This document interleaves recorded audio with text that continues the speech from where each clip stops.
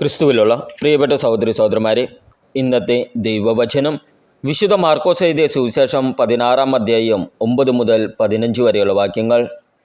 യേശു ശിഷ്യർക്ക് പ്രത്യക്ഷപ്പെടുന്നു. ആഴ്ചയുടെ 1-ാം ദിവസം രാവിലെ ഉയർത്തെഴുന്നേറ്റതിന് ശേഷം യേശു ആദ്യം മഗ്ദലന മറിയത്തിന് പ്രത്യക്ഷപ്പെട്ടു.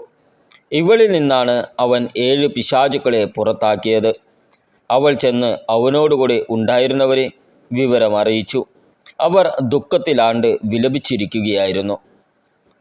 യേശു ജീവിച്ചിരിക്കുന്നു എന്നും അവൾക്ക് കാണപ്പെട്ടു എന്നും കേട്ടപ്പോൾ അവർ വിശ്വസിച്ചില്ല. ഇതിനുശേഷം അവരിൽ 2 പേർ ഗ്രാമത്തിലേക്ക് നടന്നു പോകുമ്പോൾ യേശു വേറൊരു രൂപത്തിൽ അവർക്ക് പ്രത്യക്ഷപ്പെട്ടു. അവർ പോയി ബാക്കിയുള്ളവരെ വിവരം അറിയിച്ചു.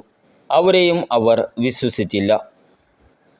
പിന്നീട് അവർ 11 പേർ ഭക്ഷണത്തിനിരിക്കുമ്പോൾ യേശു അവർക്ക് പ്രത്യക്ഷപ്പെട്ടു. ഉയർപ്പിക്കപ്പെട്ടതിനു ശേഷം തന്നെ കണ്ടവരെ വിശ്വസിക്കാത്തത് നിമിത്തം അവരുടെ വിശ്വാസരാഹിത്യത്തെയും ഹൃദയ കാഠിന്യത്തെയും യേശു കുറ്റപ്പെടുത്തി. യേശു അവരോട് പറഞ്ഞു, നിങ്ങൾ ലോകമെങ്ങും പോയി എല്ലാ സൃഷ്ടികളോടും സുവിശേഷം പ്രസംഗിക്കുവിൻ.